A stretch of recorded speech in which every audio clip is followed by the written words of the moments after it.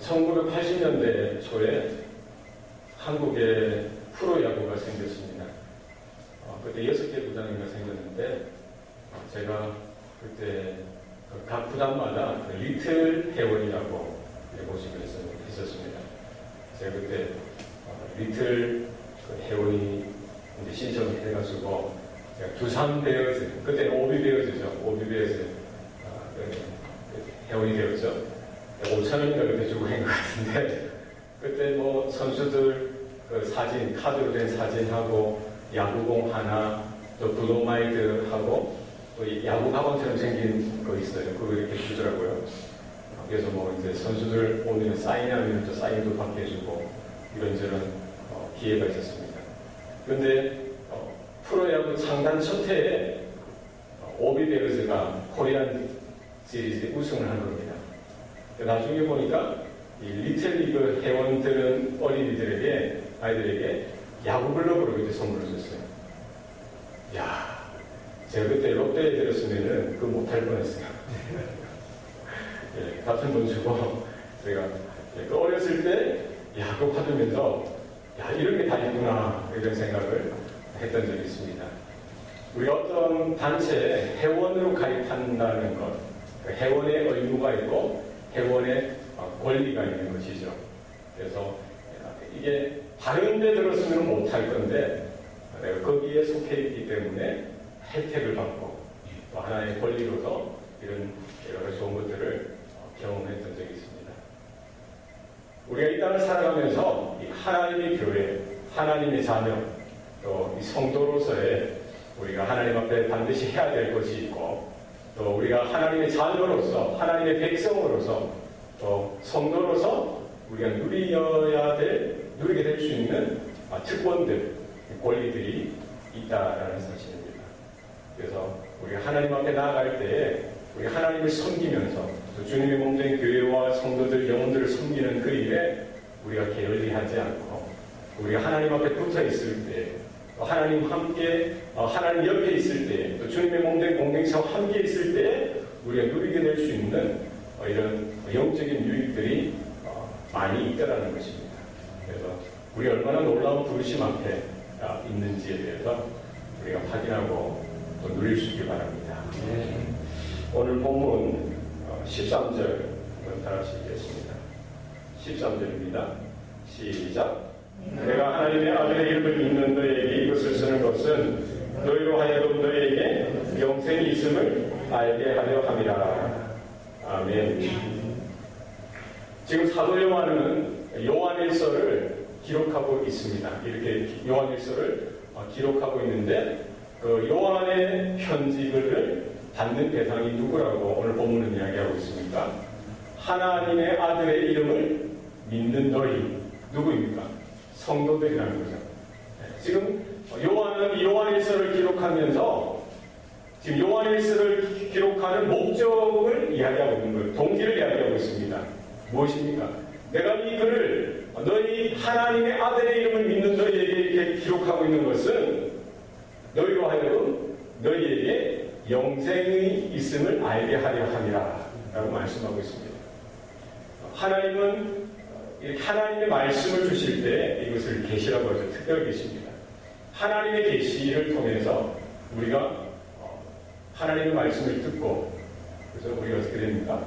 하나님을 발견하게 되어지고 하나님의 구원에 동참하게 되어지는 놀라운 은혜가 우리 가운데 나타나게 된다는 사실입니다. 사도 요한은 요한일서를 기록하기 전에 뭐를 기록했습니까? 요한복음을 기록했죠. 우리 요한복음 20장 31절에 보면은 오직 이것을 기록함은 너희로 예수께서 하나님의 아들 그리스도이심을 믿게 하려 함이요 또 너희로 믿고 그 이름을 힘입어 생명을 얻게 하려 함이니라. 지금 사도 요한이 요한복음을 기록한 동기는 무엇입니까? 예수가 하나님의 아들 그리스도이심을 그 사실을 듣는 자마다 믿을 수 있도록 하나님의 복음으로서 기쁜 소식으로서 그것을 기록하였습니다. 뿐만 아니라 믿을 뿐만 아니라 그 이름을 힘입어서 그 생명을 얻도록 하기 위해서 사도 요한은 요한복음을 기록했다라고 성경은 말씀하고 있습니다. 구약 성경도 마찬가지고 신약 성경도 마찬가지고 이 말씀을 통해서 우리가 발견할 수 있는, 발견해야 될 유일한 한 가지가 있다라고 한다면 그것은 무엇입니까? 예수 그리스도가 하나님의 아들이시요 그리스도 되신다는 사실입니다. 믿습니까? 네. 그것이 복음이지요. 그렇죠? 구약 성경에서 오실 것이다 예언하셨던 그 메시아, 바로 하나님의 아들, 그분이 성육신하셔서 이 땅에 오셨을 뿐만 아니라 그분이 하나님의 영원하신 섭리와 계획의 뜻을 따라서 철저하게 끝까지 순종하여서 십자가에서 피를 흘리시고 죽으심을 통해서 온 인류의 구원의 길을 열어주셨다라는 사실입니다. 내가 곧 길이요 진리요 생명이니 나로 말미암지 않고는 아버지께로 올 자가 없다라고 주님께서 말씀해 주셨지요. 바로 길 되신 주님, 생명이요 진리 되신 그분을 통해서 누구든지 믿기만 한다면 하나님께로 나아갈 수 있는 그 생명의 길, 영원한 구원의 길이 열려져 있다는 것이 바로 복음서의 증거요 외침인 것입니다. 사도 요한이 이 복음서를 기록하고 또 사도로서, 선교사로서, 목회자로서 또 오랜 세월 이렇게 목회하면서 이렇게 목회지를 다니고 선교지를 다니면서 이렇게 초대교회 마지막까지 이렇게 생명을 들여서 하는 가운데 요한일서를 기록할 당시에 보니까 이 초대교회 성도들을 보니까 어떤 부류는 그 복음의 소식 따라, 복음의 능력 따라 정말 하나님께서 원하시고 기뻐하시는 열매로서 이렇게 잘 성장하는 그런 성도들도 있었어요. 그런데 또 한 부류를 보니까 힘들어하는 거예요. 영적으로 막혀있고 제대로 자라나지도 못하는 것 같고 열매도 없는 것 같아요. 그 당시에 이런 교회 내적으로나 외적으로 그런 이단의 무리들이 들어와서 믿는 자들을 이렇게 유혹할 뿐만 아니라 이 초대교회에 예수 믿는다는 사실 하나만으로도 여러 가지 크고 작은 핍박을 받아야 했고 또 직업도 뺏길 수도 있고 또 거기에는 생명까지도 위협할 수 있는 그런 핍박들이 계속되어지는 그런 상황 가운데 사실 믿음을 지키기란 너무나 힘들다는 거예요. 이런 분들을 보면서 뭐가 문제인가? 우리가 예수 믿고 구원받는 것, 예수 믿으면 천국 가는 게 분명한 사실이지만 정말 우리가 주님 앞에 서는 그 순간까지 우리 남은 생애 가운데 어떻게 이 교회가 성도가 바로 설 수 있는가? 이걸 영적으로 진단하는 것이 바로 오늘 본문에 대한 말씀이 있더라는 것입니다. 무엇입니까? 하나님의 아들의 이름을 믿는 너희에게 내가 이것을 다시 또 기록하는 거잖아요. 요한복음에 이미 기록했음에도 불구하고 다시 요한 1서를 통해서 이미 예수 믿는 너희에게 하나님의 아들의 이름을 믿는 너희에게 이렇게 다시 기록하는 것은 무엇입니까? 너희로 하여금 너희 안에 뭐가 있다는 거예요? 영생이 있음을 알게 하려 합니다. 단순히 예수 믿고 장차 내가 죽어서 천국 간다 이 진리뿐만 아니라 지금 우리가 박해 가운데 있고 이단의 거짓 선지자들의 가르침 가운데 교회가 흔들리고 성도들이 떠나가고 여러 가지 재정적인 물질적인 또 생명의 위협을 급하고 있는 그 초대교회 성도들을 향해서 지금 노사도 요한은 외치는 것입니다. 내가 이렇게 수고로 다시 너에게 외치고 이걸 기록하는 것은 바로 너에게 영생이 있다는 것입니다. 척박하고 힘든 그런 환경 속에서도 우리가 끝까지 천국을 향한 소망을 붙들 뿐만 아니라 그 하나님께서 이미 우리에게 영생을 주셨다는 것입니다. 그죠? 영생은 장차 우리가 하나님 앞에 가서 우리가 죽고 나서 이 문제가 아니라 지금 우리가 지금 이 땅에 살아갈 때 이미 하나님께서 우리에게 그 영생을 주셨다는 사실, 또 이 안에 그 영생이 있다는 사실을 날마다 확인하고 또 그 영생에 붙들리고 영생을 붙드는 삶이 살아야 그들이 지금 현실적으로 이렇게 부닥치고 있는 그런 여러 가지 물질적인 문제들, 여러 가지 핍박과 여러 가지 거짓 선지자들의 가르침과 여러 가지 믿음이 흔들리는 이런 여러 가지 크고 작은 문제들에 있어서 이길 수 있는 근거가 되어진다는 사실입니다. 예수는 하나님의 아들이시요 그리스도이십니다. 이와 같은 믿음이 있는 자에게 하나님의 자녀가 되는 권세, 하나님의 백성이 되는 권세, 그 영생을 이미 저와 여러분 안에 이미 주셨다라는 사실을 우리는 기억하실 수 있길 바랍니다. 그래서 우리가 이 땅을 걸어가는 삶이 무엇입니까? 날마다 하나님과 그 영생은 무엇입니까? 하나님과 연결되어져 있는 삶이죠. 우리가 그냥 걸어가는 것이 아니라 예배 때만 우리 하나님을 만나는 것이 아니라 지금은 우리 안에 영생, 하나님의 성령이 있고 하나님의 진리의 말씀이 있고 그죠? 늘 언제나 보혜사 성령께서 우리와 동행하시고 함께 하신다는 사실을 우리 날마다 기억해야 될 줄로 믿습니다. 19세기 초, 18세기 후나 19세기 초에 유럽에서 미국을 건너올 때에는 교통수단이 딴 게 없었습니다. 배를 타고 와야 되죠. 그 당시에 이런 이야기가 있었습니다. 한 청년이 이제 런던에서 이제 자기도 이제 미국에 오기 위해서 돈을 벌어가지고 이제 여객선 티켓을 산 거예요. 이제 오는데 이게 한두 달 이상 걸리잖아요. 그러니까 이제 나름대로 또 이제 돈을 투자해서 티켓을 샀는데 이제 그 여행 중에 먹을 음식도 막 나름대로 빵도 준비하고 치즈도 준비하고 마른 음식 위주로 해서 막 준비해서 한 보따리 짊어지고 여객선을 탔습니다. 얼마나 익사이팅합니까? 새로운 땅, 미래 이 꿈의 땅을 향해서 가는 그 청년의 마음이 얼마나 익사이팅하겠어요. 그래서 이렇게 가는데 이제 식사 때가 되면 항상 그 청년은 이제 돈이 없으니까 저기 구석에 가서 빵 조각을 먹고 이렇게 자기가 준비한 음식을 먹고 가는 거예요.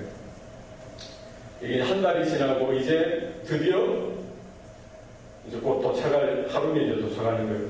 그런데 자기가 준비한 음식도 뚝 떨어진 거예요. 3일 전에 이미. 너무나 배가 고파서 그 식당 쪽을 찾아보는데 그 사람들 매 끼니 때마다 가서 행복하게 먹고 마시고 즐기고 누리고 있는 거예요. 그 모습을 본 청년은 너무 배가 고프고 너무나 자기 신세가 처량하고 이렇게 하고 있는데 그때 기관장이 그 직원 선박에 기관장이 지나가면서 왜 가서 음식 안 먹냐고 하는 거예요. 지금 제가 이게 티켓은 샀는데 돈이 없어서 음식을 못 사 먹고 있다라고. 그래서 놀라고 이렇게 뭐 하냐고. 이미 그 티켓에 그 여행 중에 있는 모든 음식값이 다 포함되어졌다라고 이야기하는 거예요. 우리가 예수 믿으면 구원받습니다. 예수 믿으면 하나님의 자녀가 되고 천국 갑니다. 이 답이 맞아요. 우리가 단단 죽어서의 이후의 문제일 뿐만 아니라 우리 하나님의 자녀로서 그 믿음을 가지고 하나님이 우리에게 주신 그 영생을 날마다 확인하고 그 영생을 통해 주신 우리 하나님의 특권, 하나님의 놀라운 능력과 권세가 우리 삶 가운데 있다라는 사실입니다. 이 사실을 붙들지 못하면은 핍박이 오고 박해가 오고 환경에 여러 가지 크고 작은 어려움이 올 때 우리가 믿음이 흔들리는 거예요. 여러 가지 이단적인 가르침이 우리를 공격할 때 우리가 믿음이 흔들릴 수가 있다라는 것입니다. 우리 안에 있는 영생을 날마다 확인하고 우리 하나님을 향한 우리의 마음을 날마다 지켜나갈 수 있기를 바랍니다. 우리 14절 말씀 다 같이 읽겠습니다. 시작. 그들을 향하여 우리가 가진 바 담대함이 이것이니 그의 뜻대로 무엇을 구하면 되시리라. 그를 향하여 우리가 가진 바 담대함이 이것이니라고 말씀하고 있습니다.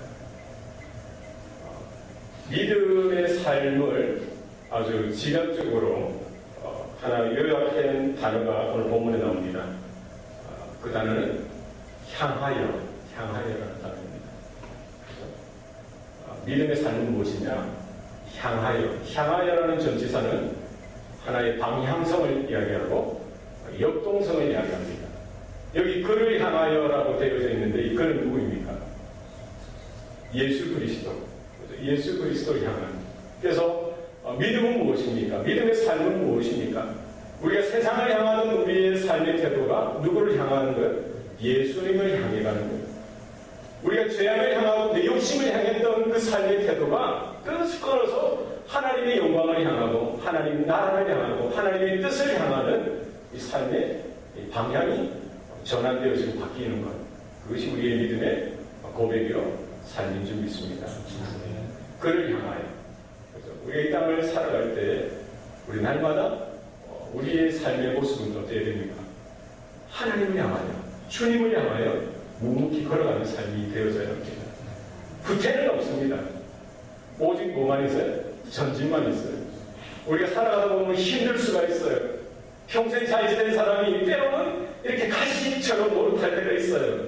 내 마음이 낙심될 때도 있고 오해로 인하여 더 힘들게 할 때도 있지만 우리는 어디를 향해 가야 됩니까? 주님을 향하여. 시편 기자가 고백한 것처럼 하나님을 가까이 함이 내게 복이라고 했습니다. 무엇이 복입니까? 하나님을 향해서 우리가 넘어지더라도 누구를 향해서? 하나님 쪽을 향해서 넘어져야 됩니다.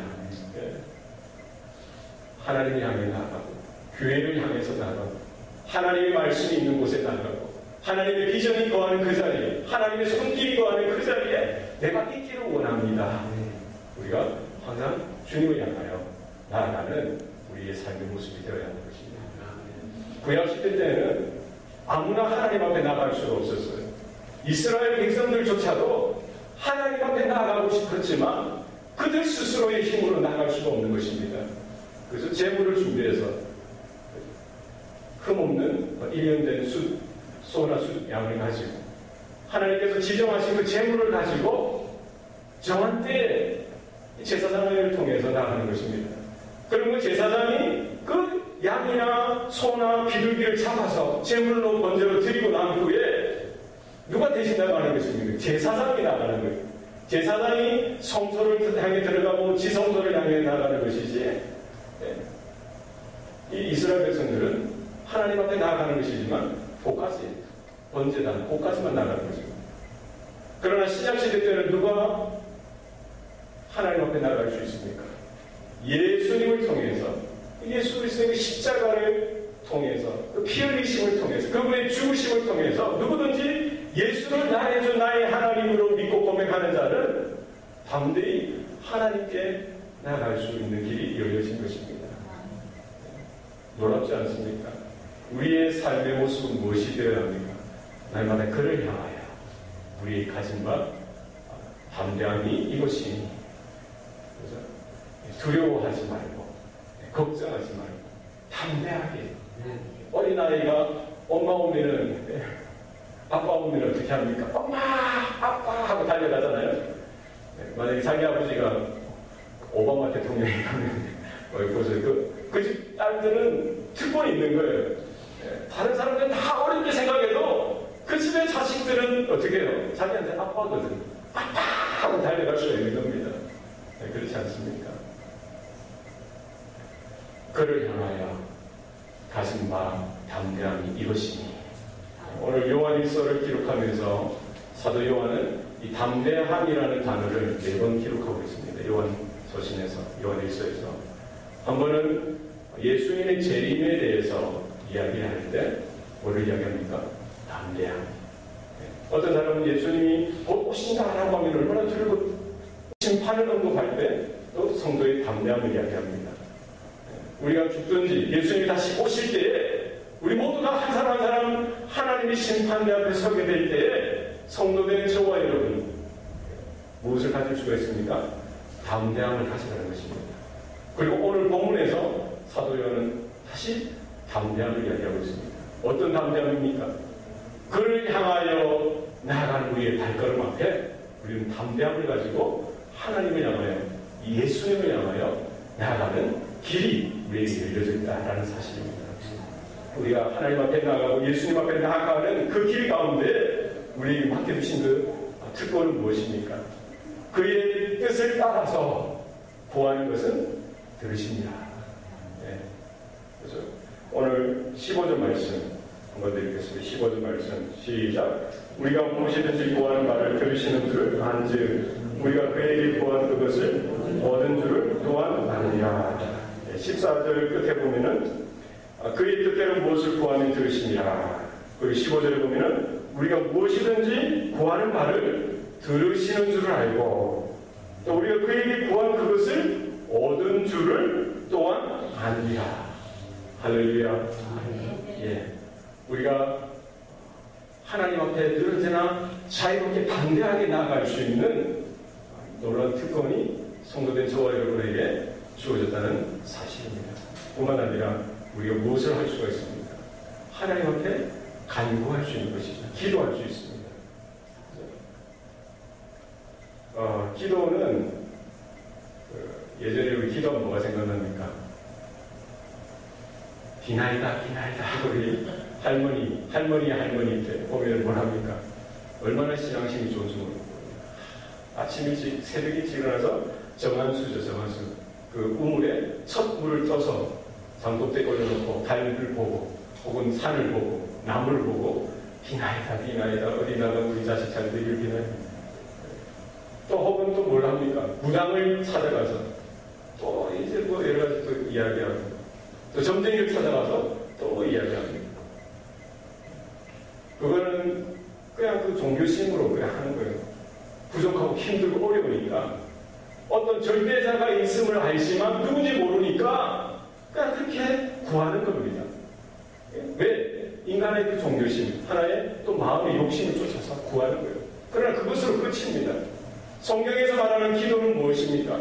기도는 성도로서의 특권이지요. 우리가 하나님 앞에 구할 수 있고 찾을 수 있고 문을 두드릴 때 하나님께서 열어주시는 은혜를 허락해 주십니다. 그러나 우리가 뭔가를 기도하고 구하는 것, 구해서 얻는 것으로만 끝나는 것이 아니라 더 중요한 것은 무엇입니까? 기도를 통해서 우리가 얼마나 대단한 존재인가를 확인하는 것입니다. 너희들이 무엇을 구하든지 하나님께서 이루어주시겠다는 것입니다. 나는 포도나무여 너희는 가지니 내가 그가 내 안에 있으면 너희가 열매를 많이 맺고 나를 떠나서는 너희가 아무것도 할 수 없다라고 예수님께서 말씀하셨습니다. 내가 너희 안에 거하고 내 말이 너희 안에 거하면은 무엇이든지 구하라. 그럼 내가 이루리라 라고 주님께서 말씀하셨습니다. 우리가 기도를 하면서 우리 하나님 앞에 나아가면서 우리의 상황들을 아뢰이고 우리의 처지를 아뢰이면서 하나님이 들어주시는 기도의 응답의 특권이 우리 가운데 있습니다. 우리는 그것으로만 기뻐하는 것이 아니라 무엇입니까? 우리는 포도나무에 매달려 있는 가지라는 것입니다. 우리는 하나님의 자녀요 하나님의 백성이라는 사실입니다. 늘어지는 그 기도를 통해서 기도의 응답을 통해서 우리는 더 가까이 하나님 앞에 나아갈 수가 있고 더 하나님과 빈번하게 더 자주 하나님을 만나고 하나님의 말씀 가운데 귀 기울이고 하나님의 뜻을 구하고 하나님이 원하시는 삶의 방향을 향해서 나아가는 놀라운 일들이 우리 가운데 나타날 수가 있다는 것입니다. 그래서 기도를 끝나는 것이 아니라 사실 뭐가 전제되어져야 됩니까? 우리가 하나님의 자녀라는 사실입니다. 우리가 하나님과 나와의 관계에 대한 확인이 기도라는 것이죠. 그래서 우리가 기도합시다. 이 하나의 의무가 아니라 정말 우리가 늘어지는 확인하는 하나님이 내 아버지가 되신다는 사실, 나는 그분의 자녀가 된다는 사실을 확인하는 놀라운 특권이다 사실입니다. 그래서 우리가 무엇을 구하든지 하나님 앞에 늘어지는 알려주시길 바랍니다. 우리의 한숨뿐만 아니라 우리의 한탄도 하나님께서 들으십니다. 우리가 이렇게 막 작정하여 아래 있는 기도도 하나님께서 듣고 응답하시지만 오늘 말씀을 보니까 우리가 무엇이든지 구하는 바를 하나님께서 들으신다는 사실입니다. 듣고 응답하신다는 거예요. 그래서 우리가 말로 하든지 생각으로 하든 것, 그죠? 무엇입니까? 우리가 주로 빠지는 것이 뭐죠? 아이고 못해먹겠다. 아이고 죽겠다. 아이고 나는 할 수 없다. 아이고 큰일 났다. 아이고 짜노 이러면서 이것도 다 들으시는 거죠. 아이 못해먹겠네. 죽겠네. 이러면 하나님 들으시는 거예요. 출애굽한 이스라엘 백성이 그 구원, 홍해가 갈라지고 하나님의 역사를 바라볼 때는 하나님을 찬양하고 했는데 돌아서서 광야의 삶 가운데 며칠 지나지도 않았어요. 뭘 합니까? 불평을 하기 시작하는 거예요. 목마르다. 애굽에서 먹던 마늘도 없고 부추도 없고 그 자리에서 먹던 고기도 없고 왜 우리를 여기에 인도해냈느냐 하면서 모세를 욕하는 겁니다. 가데스 바네아에서 이제 하나님의 명령을 쫓아서 각 지파마다 한 명씩, 그래서 12명의 정탐꾼을 이 가나안 땅에 보내죠. 그 결과 뭡니까? 10명은 그 땅의 백성 거민들은 아주 큰 거인 같고 우리는 메뚜기 같더라. 우리는 이제 큰일 났다 못한다. 이 10명이 그러는 거예요. 그리고 여호수아와 갈렙은 그거 맞다. 그러나 하나님께서 우리와 함께 하시면 저들은 우리의 밥이라 우리가 할 수 있다 했는데 거기에 있는 이스라엘 백성들은 누구의 말에 더 귀를 기울입니까? 그 10명의 보고에 더 마음을 빼앗기게 되어서 이제 더 적극적으로 모세와 아론을 향해서 더 비방하고 욕하고 너희들이 저 애굽 땅에 내장지가 없어서 우리를 이 광야로 인도했느냐, 우리가 또 다른 지도자를 세워서 다시 돌아가자 하면서 난리가 나는 겁니다. 우리는 이렇게 죽게 됐다 난리가 나는 거예요. 하나님께서 그 이스라엘 백성들의 그 원망과 그 원성을 있는 그대로 들으셨어요. 그리고 뭐 어떻게 하십니까? 그 40일 동안 가나안 땅을 정탐했던 그 하루를 1년을 쳐서 40년을 광야에 방황토록 하시고, 그렇게 불평하고 원망했던 그 1세대 이스라엘 백성들은 그들이 말했던 대로 광야에서 다 죽도록 하신 거예요. 그리고 이스라엘 백성들과 여호수아와 갈렙만 가나안 땅에 들어가는 은혜를 입었던 것입니다. 여러분, 무엇이든지 구하면 주님께서 들으시고 응답하십니다. 여러분, 우리가 교회에 와서 기도할 때 믿음으로 기도하듯이 우리의 삶의 자리에서 여러분이 자녀들을 대할 때든지 남편과 아내를 대할 때든지 여러분이 고객을 대하고 친구를 대하고 여러분 혼자 서 있어 생각하고 말하는 그 순간에도 하나님은 들으십니다. 왜 그러십니까? 저와 여러분 하나님의 자녀이거든요. 하나님의 모든 관심이 성도된 하나님의 자녀된 저와 여러분에게 다 있는 거예요. 우리가 막 기도하고 있는 정해진 시간에 기도만 들으시는 것이 아니라 차 타고 오면서 비즈니스 하면서 사람과 만나면서 이거 너무 힘들다, 못해보겠다, 죽겠다, 안 된다, 망했다, 이거 아닙니다.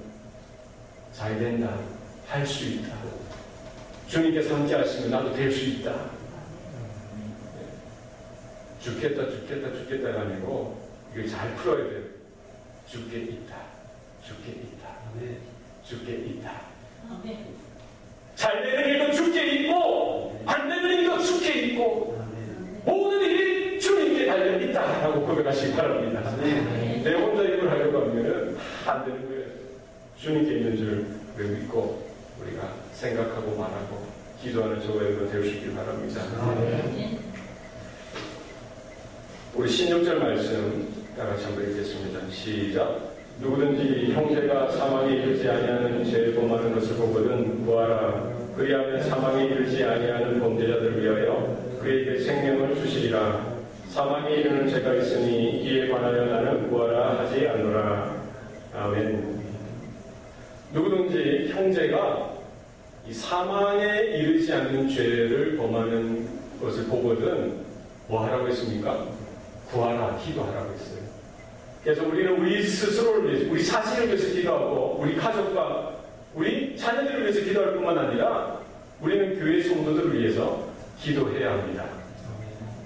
특별히 주의해 보시고 혹 실족하여서 넘어진 자가 있는지, 마음이 상해서 하나님 앞에 이렇게 나아가기를 꺼려하는 자들이 있는지, 교회 쭉 잘 나오시다가 또 못 나오는 분들이 있는지, 여러 가지 마음의 갈등이나 어려움이 있는 분들이 있는지, 오늘 본문 말씀처럼 사망에 이르지 아니하는 죄를 짓는 자, 이런 크고 작은 죄로 인해서 어려움을 당하고 있는 자가 있는지, 우리는 그들을 위해서 기도하고 또 기도해야 합니다. 그럴 때 하나님께서 회복을 허락하시고 생명을 허락해 주신다라고 말씀하고 있습니다. 오늘 본문에 보니까 사망에 이르는 죄가 있고 사망에 이르지 아니하는 죄가 있다라고 사도 요한은 말하고 있습니다. 사망에 이르는 죄는 뭐냐? 우리 예수 믿고 우리 여기 있는 형제를 대해서 이야기하는 거죠. 죄의 삭은 사망이니 모든 죄는 사망이 죽음이에요. 그러나 오늘 본문에서 말하는 건 뭐예요? 성도들, 우리 성도들 믿음의 공동체 안에서 예수 믿고 나서 신앙생활 잘 하다가 이렇게 사망에 이르는 죄를 짓는 사람이 있고 사망에 이르지 아니하는 죄를 짓는 사람이 있다는 거예요. 그래서 사망에 이르는 죄는 뭐냐? 배도가 뭡니까? 믿음을 버리는 거죠. 나는 예수입니다. 예수님을 부인하고 하나님을 부인하는 그 배도, 그리고 저 그리스도를 대적하는 것, 그리고 거짓 선생, 거짓 복음을 말하고 이단의 가르침을 전파하는 자. 이 세 부류는 뭐예요? 사망에 이르는 죄라는 거예요. 그러면 사망에 이르지 않는 죄는 뭡니까? 우리가 믿음으로 살지만 말씀에 순종하여 살려고 하지만 육신이 연약하여서, 우리 때로는 게을러서, 또 때로는 부족해서, 또 세상의 유혹에, 환경의 유혹에 빠져서 피치 못하게 이렇게 죄와 타협하고 세상과 타협해서 짓는 죄들이 있죠. 뭐 누군가를 미워한다든지, 또 누군가를 어떻게 해서 한다든지, 이런, 그죠? 아까 앞에서 말했던 배교, 적그리스도, 거짓 선생, 이 세 가지 죄를 제외한 그런 우리가 생활 속에서 지을 수 있는 크고 작은 죄들이 있다는 것입니다. 그래서 우리가 신앙생활 하다가 늘 언제나 우리가 믿음 가운데 서 있는 것을 늘 언제나 확인하고, 내가 늘 언제나 하나님 앞에 서려고 하고 하나님께 가까이 나아가려고 하고 힘써야 합니다. 뿐만 아니라 나만 잘 되는 것 중요한 것 아닙니다. 함께 가야 됩니다. 우리 그리스도의 몸된 지체로 부름받았는데 함께 손을 잡고 함께 나가야 하는 것이죠. 그러다 보면은 넘어지는 자들이 생길 수 있고 뒤처지는 자들이 생길 수가 있고 낙심하여 이렇게 또 주저주저하는 분들이 생길 수가 있어요. 그럴 때 우리는 그들에게 손을 내밀고 위에서 기도해 주어야 합니다. 그래서 우리가 함께 다시 회복하고 하나님의 생명 가운데 일어날 수 있도록 우리가 힘써야 되는 것이죠. 그래서 이것은 목회자만 하는 것이 아니라 누가 하는 것입니까? 모든 성도가 하는 거예요. 모든 성도가 하는 것입니다. 그래서 우리 장로님은 장로님대로, 우리 권사님은 권사님대로, 우리 집사님은 집사님대로, 우리 일반 성도들은 성도대로 감당하는 대로 하는 거예요. 믿습니까? 네. 그래서 우리 장로님은 우리 교회마다 장로, 우리 총회법에 보면 30명당 한 명의 장로님을 세운다 이렇게 있는데 대부분 한국에도 마찬가지지만 25명, 30명. 그 말은 무엇입니까? 투표하기 위해서 30명당 한 명, 이게 아니에요. 제가 볼 때. 무엇입니까? 장로님은 뭘 하는 거예요? 최소한 30명의 영혼을 내가 품겠다는 거예요. 그렇지 않습니까? 30명은 내가 책임지겠습니다. 뭘로? 기도로, 복음으로, 말씀으로 책임지겠습니다. 그 하나님께서 장로를 세우신 거예요. 그죠? 권사는 뭡니까? 권사님. 권사님은 인카리지, 권하는 분이잖아요. 하나님의 말씀으로 들은 자를 위로하고 격려하고 권하는 분이에요. 어느 교회 가보니까 문제가 있는 경우가 있습니다. 우리 권사님은 바나바처럼 권하는 자를 하나님께서 세우셨습니다. 그래서 늘 언제나 격려하고 위로하고 기도해주고, 또 우리가 누가 결심한 분이 있는지, 누가 낙심한 분이 있는지 늘 언제나 신방하는데 같이 함께하고, 그 일을 하나님께서 맡기신 겁니다. 얼마나 중요하고 얼마나 아주 대단한 위대한 그런 사역입니까? 이 역할을 잘하셔야 됩니다. 우리 권사님 얼마나 잘하시는지 몰라요. 우리 집사님, 집사의 역할은 집사님. 집사라는 단어는 뭐예요? 헬라어 디아코노스. 디아는 두루라는 말이고, 코노스는 먼지, 다스트, 먼지라는 거예요. 집사는 뭐예요? 마치 지금 우리가 이제 먼지가 없지만 초대교회 당시에는 뭐가 있어요? 집안에도 먼지, 흙먼지가 엄청 많은 거예요. 마치 먼지 사이를 느슨처럼 누비고 다니면서 누가 알아주든지 못 알아주든지 누가 판정하든지 하지 않았든지 그 역할을 다 하면서 다니는 역할을 해야 되는 분들이 뭐예요? 집사님의 역할입니다. 우리 성도들도 마찬가지죠. 또 목회자는 이 말씀 증거하고 전체적인 것들을 바라보면서 이 교회를 함께 공력해서 세워나가는 것입니다. 그런데 여기서 중요한 것은 무엇입니까? 우리 가운데 혹 사망에 이르지 아니하는 죄에 빠지는 자가 있는지 늘 언제나 바라봐야 되는 거예요.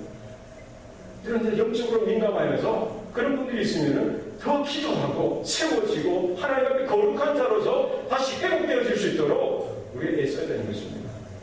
장로님은 장로님의 그 레이더를 탁 켜시고, 권사님은 권사님의 레이더를 탁 켜시고, 집사님은 집사님의 레이더를 탁 켜시고, 저는 전체 레이더를 켜서 이게 교감이 서로가 되어져서 한 분이라도 실족하거나 낙심하거나 죄와 타협하고 세상 가운데 유혹에 빠져서 하나님을 향한 믿음, 예수님을 향한 믿음에서 떠나는 그런 일이 없도록 우리는 언제나 힘을 써야 되는 것입니다. 그래서 사실 직분자는 그래서 더 중요한 거죠. 우리 한 몸뿐만 아니라 그 전체를 우리가 섬기고 보살피고 함께 나가는 그 일에 힘써야 된다는 사실입니다. 17절 말씀, 모든 불의가 죄로 돼 사망에 이르지 아니하는 죄도 있도다라고 말씀합니다. 이 모든 불의가 죄라는 거예요. 사도 요한이 앞에 사망에 이르는 죄, 사망에 이르지 않는 죄를 언급하고 나니 그 듣는 성도들 중에 이렇게 생각할 수가 있는 거죠. 그러면 사망에 이르는 죄만 안 지면 되네. 그럼 자유롭게 그냥 사망에 이르지 않는 죄, 좀 자기들이 볼 때 작다라고 생각되는 죄는 또 자유롭게 죄를 지면 안 된다는 거예요. 사도 바울이 뭐라고 이야기합니까? 모든 불의가 죄라는 거예요. 성도는 모든 불의를 미워하고 죄 가운데 피 흘리기까지 싸워서 거룩함을 유지해야 된다는 것입니다. 이게 이제 설명을 풀어서 사망에 이르는 죄, 사망에 이르지 않는 죄 언급한 거지. 성도는 모든 죄에 우리가 경각심을 가지고 유혹에 빠지지 않도록, 죄에 넘어지지 않도록 우리가 이 거룩함을 유지해야 되는 것이 필요하다는 것을 말씀하고 있습니다. 저와 여러분은 이 땅을 살아가면서 우리는 하나님을 향한, 하나님 나라를 향한 그 방향이 날마다 분명해야 하는 줄 믿습니다. 그를 향하여 가진 바, 담대함이 이것이 언제나 예수님을 향하여, 하나님을 향하여, 하나님의 말씀을 향하여 우리들 언제나 나아갈 수 있기를 바랍니다. 그리고 우리가 늘 언제나 하나님의 그 부르심 앞에 하나님과 동행하면서 그 기도의 그 줄을 늘 언제나 놓치지 말고 늘 언제나 주님과 교통하고 우리 모든 것들을 들으시는 그 주님 앞에 우리의 입술의 고백뿐만 아니라 우리 마음과 생각과 우리 전인격적인 모든 삶의 모습 있는 그대로 우리의 삶이 주님 앞에 찬양이 되어지고 기도가 되어진다는 사실을 우리가 기억하고 하나님 앞에 더 가까이 나아가시기 바랍니다. 그리고 우리 교회가 늘 언제나 거룩하고 진리 가운데 서서 이 죄를 우리가 죄의 유혹 가운데 넘어지는 자가 있는지 없는지 우리 격려하고 위로하고 말씀 가운데 진리 가운데 세워질 수 있도록 우리 힘을 쏟을 수 있길 바랍니다. 그래서 이 일은 목회자 혼자서는 안 된다. 우리 장로님들, 원장님들, 집사님들, 온 교우들이 하나 되어서 하나님의 부르심 앞에 귀한 사명을 감당할 수 있기를 바랍니다. 기도하시겠습니다. 살아계신 아버지 하나님, 사도 요한을 통해서 그 초대교회 성도들에게 주셨던 그 말씀이 오늘 마지막 때 살아가는 우리 교회를 향한, 우리 성도들을 향한 귀한 말씀인 것을 우리가 듣고 깨닫게 하시니 감사합니다. 하나님, 정말 우리가 살아갈 때 이 광야와 같은 인생 가운데 우리의 마음을 흐트러 놓고 우리가 주님을 향한 그 믿음을 하나님 바로 서지 못하게 하나님 유혹하고 넘어뜨리려고 하고 또 여러모로 환경을 통해서 우리를 공격하고 핍박하고 또 우리 마음을 안주하게 만들고 여러 가지 마음의 것들도 있습니다. 하나님 우리가 맺고 있는 관계를 통해서 우리가 여러 가지 이 복잡다단한 그런 문제들로 인하여 우리의 상처를 주고 상처를 받는 그런 관계들도 있습니다. 하나님 여러 가지 이런 문제들 있습니다. 하나님 그럼에도 불구하고 우리가 하나님께 더 가까이 나아가는 그 일을 포기하지 않도록 도와주시고 우리 어떤 상황 어떤 순간에도 주님을 향하여 한 걸음 더 가까이 나아갈 수 있도록 도와주시옵소서. 하나님 사망에 이르는 죄나 사망에 이르지 아니하는 죄나 그 어떤 죄든지 그 모습이라도 우리가 버리게 하여 주시고 우리의 생각과 마음과 삶과 모든 선택과 결정 위에 하나님의 거룩하심으로 우리 하나님의 진리로 말씀으로 우리가 온전히 순종하여 하나님을 향한 온전한 기도가 되어지게 하시고 찬송이 되어질 수 있도록 우리의 삶을 주장하여 주시옵소서. 우리 교회를 향하신 그 하나님의 뜻 가운데 우리 날마다 민감하게 하여 주시고 우리 안에 연약한 성도들 또 힘들어하는 우리 지체들이 있는지 우리가 저들을 향해서 그리스도의 사랑을 가지고 다가가게 하시고 또 세워 나갈 수 있도록 하나님 은혜 베풀어 주시옵소서.